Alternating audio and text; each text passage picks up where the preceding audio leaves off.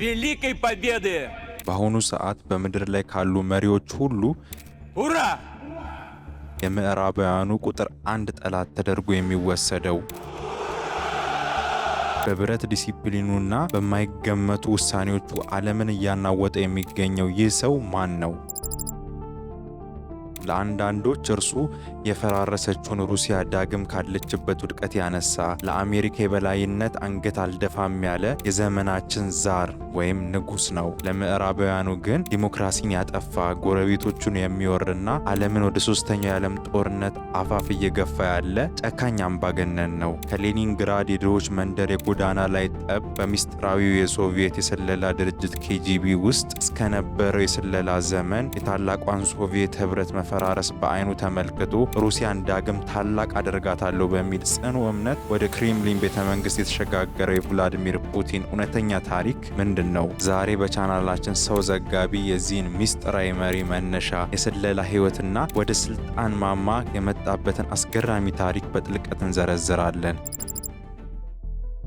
የቭላዲሚር ፑቲን ታሪክ የሚጀምረው በ1952 ዓመተ ምህረት በድሯ ሌኒንግራድ ወይም በአሁኑ ሴንት ፒተርስበርግ በተሰኘ የሶቪየት ከተማ ሲሆን ቭላዲሚር ፑቲን በጣም አስከፊ በሆነ የጋራ መኖሪያ ቤት ውስጥ ነበር ያደገው። አባቱ በሁለተኛ ዓለም ጦርነት የቆሰለ ወታደር ሲሆን ቤተሰቡ በደህንነት ይኖር ነበር። ወጣቱ ፑቲን በሌኒንግራድ ጎዳናዎች ላይ በሚፈጠሩ ጠቦች ውስጥ ራሱን ለመከላከል ሲል ሳምቦና ጁዶ የተባሉ የማርሻል አርት ስፖርቶችን ማጥናት ጀመረ።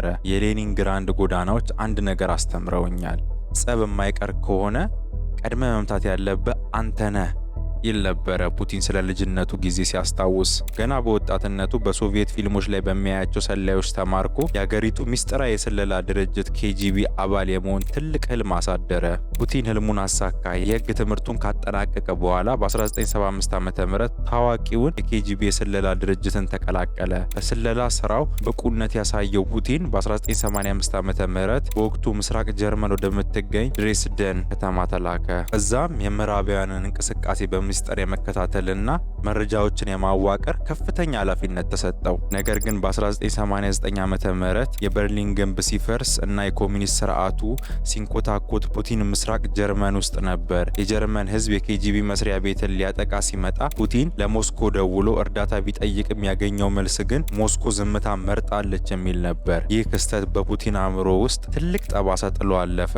እንደ አውሮፓውያን አቆጣጠር በ1991 ታላቁ የሶቪየት ህብረት ስትፈራረስ ፑቲን ይህንን ክስተት የ20ኛው ክፍለ ዘመን ታላቁ የጂኦፖለቲካል ክስረት ሲል ጠርቶታል። የሶቪየት ህብረት ከፈረሰች በኋላ ሩሲያ በፕሬዝዳንት ቦሪስ የሊሰን ዘመን ወደ ከፋ ኢኮኖሚና የማህበራዊ ቀውስ ውስጥ ገባች። አገሪቱ በቢሊዮነር ኦሊጋርኪዎች ወይም ባለሀብቶችና በወንጀለኞች እጅ ወደቀች። በዚህ ሁከት ውስጥ ፑቲን ከጀርመን ተመልሶ በትውልድ ከተማው ሳንት ፒተርስበርግ ማዘጋጃ ቤት ውስጥ መስራት ጀመረ። በስራው ላይ ያሳየው ታማኝነትና ጥንካሬ ወደ ሞስኮ የክሬምሊን ቤተመንግስት በሮች መራው። እንደ አውሮፓውያን አቆጣጠር በ1998 ፑቲን የሩሲያ የደህንነት መስሪያ ቤት ወይም ኤፍኤስቢ ኃላፊ ሆነ። በአገሪቱ ውስጥ ያለው ቀውስ ያሰጋቸው ፕሬዝዳንት ቦሪስ በ1999 ዓ.ም መጨረሻ ላይ በድንገት ስልጣናቸውን ሲለቁ ይህንን ሚስጥራዊና ብዙም የማይታወቅ የኬጂቢ ሰው የሩሲያ ተጠባባቂ ፕሬዝዳንት አድርገው ሾሙት። የሩሲያ ህዝብ ይህ አዲስ መሪ ማን ነው ብሎ ሳይጨርስ ፑቲን በቼቼንያ አማጽያን ላይ የወሰደው እጅግ ጠንካራና ርህራሄ የሌለው ወታደራዊ እርምጃ በአጭር ጊዜ ውስጥ በአገሪቱ ታዋቂ መሪ ያደረገው። ፑቲን የክሬምሊንን ቁልፍ በእጁ አስገባ።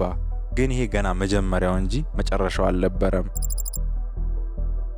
ቭላዲሚር ፑቲን ስልጣን ሲይዝ ሩሲያ በከፍተኛ ዕዳ ውስጥ የወደቀች፣ መከላከያ ሙሉ በሙሉ የሞተ፣ አገሪቱን በባለሀብቶች ወይም በኦሊጋርኪዎች የምትተዳደር ሀገር ነበረች። እነዚህ ባለሀብቶች በቦሪስ የሊሰን ዘመን የሀገሪቱን የነዳጅና የማዕድን ሀብቶች በርካሽ በመቀራመት ከክሬምሊን ጀርባ ሆነው ፖለቲካውን ያሽከረክሩ ነበር። ፑቲን ግን ስልጣን ላይ እንደወጣ ለእነዚህ ባለሀብቶች አንድ ግልጽ ማስጠንቀቂያ ሰጠ። በሀገሪቱ ፖለቲካ ውስጥ እጃችሁን አታስገቡ፣ ካልሆነ ግን ትጠፋላችሁ አላቸው። ይህንን ማስጠንቀቂያ ያልሰማው የሩሲያ ቁጥር አንድ ባለሀብት ሚካኤል ኮድሮኮቭስኪ የፑቲንን ስልጣን ለመገዳደር ሲሞክር ፑቲን ፍጹም ጠንካራ እርምጃ ወሰደ። የሀገሪቱ ግዙፍ የነዳጅ ኩባንያ ባለቤት የነበረውን ኮድሮኮቭስኪ በሙስና ተከሶ ሳይቤሪያ ውስጥ ወዳለ እስር ቤት ተወረወረ። ኩባንያውም ወደ መንግስት ይዞታነት ተመለሰ። ሌሎች ባለሀብቶች ጣፋንታቸው እስር ቤት ወይም ስደት መሆኑን ሲያረጋግጡ ሁሉም ተራ በተራ ለቭላዲሚር ፑቲን አንገታቸው ዝቅ ያደረጉ ጀመር። ፑቲን የሀገሪቱን የነዳጅና የጋዝ ሀብት በክሬምሊን ቁጥጥር ስር በማድረግ የሩሲያ ኢኮኖሚ ማነቃቃት ጀመረ። የሀገሪቱ ዕዳ ተከፈለ። የሰራተኞች ደሞዝ በወቅቱ መከፈል ጀመሩ። ሩሲያም በዓለም መድረክ የኢኮኖሚ ጉልበቷን አሳየች። ይህ በእንዲህ እንዳለ ፑቲን ከምዕራባውያን ጋር የነበረው ግንኙነቱ ወደ ከፋ ደረጃ እየተሸጋገረ መጣ። እንደ አውሮፓውያን አቆጣጠር በ2007 ዓ.ም በሙኒክ የደህንነት ኮንፈረንስ ላይ ፑቲን ለአሜሪካና ለኔቶ መሪዎች ፊት ለፊት የተናገራቸው ንግግር ዓለምን አስደነገጠ። አሜሪካ ዓለምን ብቻዋን ለመቆጣጠር የምታደርገውን ጥረት በመንቀፍ ከዚህ በኋላ ኔቶ የሩሲያን ድንበር አልፎ ቢመጣ ከፍተኛ ጥቃት እንደሚገጥመው አስጠነቀቀ።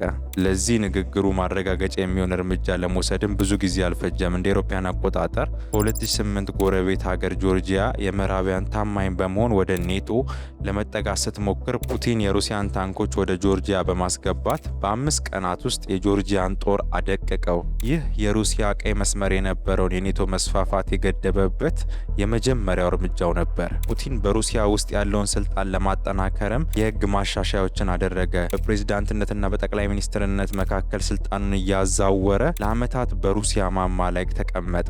ምዕራባውያኑ ዲሞክራሲን ያጠፋ አምባገነን እያሉ በየሚዲያው ሲወነጅሉት፣ በሩሲያ ህዝብ ዘንድ ግን ሀገሪቱን ከውርደት ያዳነ ጀግና ተደርጎ ይታይ ነበር። ነገር ግን ታሪክ የሚቀየረው እንደ አውሮፓውያን አቆጣጠር በ2014 ነበር። በዩክሬን የተነሳው የምዕራባውያን ደጋፊ አመጽ ተከትሎ ፑቲን ዓለምን በአንድ ጀንበር ያስደነገጠ ወታደራዊ ውሳኔ ወሰደ። የሩሲያ ልዩ ኃይል ያለምንም ጥይት ክሪሚያ የተባለችውን የባህር ገብ ምድር ወደ ሩሲያ ጠቀለሏት። ይህ እርምጃ ሩሲያ ከምዕራባውያን ጋር የነበራትን ድልድይ ሙሉ በሙሉ ያፈረሰና ፑቲንን ወደ መጨረሻው ታላቅ ፍልሚያ የከተተ ክስተት ሆነ።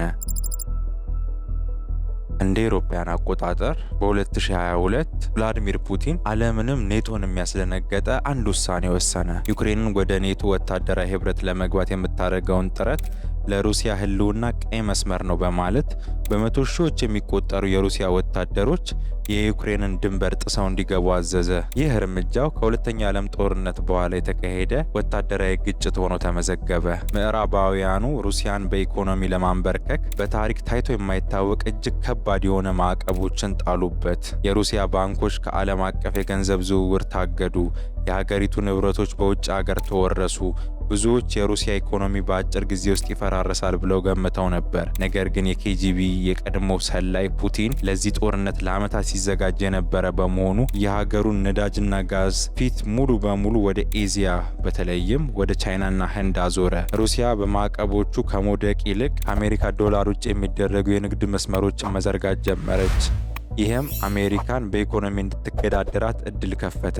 ፑቲን ይህንን ጦርነት የሚያየው ከዩክሬን በላይ በሆነ መልክ ነው። እርሱ ለዓለም የሚናገረው አሜሪካ ብቻዋን የምትመራው ዓለም አብቅቶላታል፣ አሁን አዲሱ ባለብዙ ዋልታ የዓለም ስርዓት ተጀምሯል እያለ ነው። ፕሬዚዳንት ፑቲን በቅርብ ጊዜ በተካሄዱ ምርጫዎች ስልጣኑን ይበልጥ በማጠንከር የክሬምሊን ዛር ሆኖ መቆየቱን አረጋግጧል። አሁንም ቢሆን የኒኩለር ጦር መሳሪያዎችን ቁልፍ በእጁ የያዘው ይህ ምስጢራዊ መሪ ምዕራባውያን ጣልቃ የሚገቡ ከሆነ ዓለም ከዚህ ቀደም አይታው የማታውቀውን መዘዝ እንደምትቀምስ በተደጋጋሚ ያስጠነቅቃል። ቭላዲሚር ፑቲን ማን ነው? ሩሲያን ከውድቀት አንስቶ የዓለምን ሀያላን ፊት ለፊት የተጋፈጠ ጀግና ወይንስ ዓለምን ወደ ኒኩለር ጥፋት እየመራ ያለ አደገኛ አምባገነን? ታሪክ ለዚህ ሰው የሚሰጠው ፍርድ የተለያየ ነው። ነገር ግን አንድ የማይካድ እውነት አለ። ፑቲን የወሰናቸው ውሳኔዎች የሩሲያን መጻኢ ዕድል ብቻ ሳይሆን መላውን ዓለም ለዘላለም ቀይሮታል። እናንተስ ስለ ቭላዲሚር ፑቲን ምን ታስባላችሁ? እስቲ ሀሳባችሁን ኮመንት ላይ አስፍሩልኝ። ቪዲዮዎቻችን ከተመቻችሁ ላይክ፣ ሼር፣ ኮመንት፣ ሰብስክራይብ በማድረግ የቻናላችን አባል ሁኑ። በቀጣይ ሳምንት በሌላ ቪዲዮ እስክንገናኝ ቻው።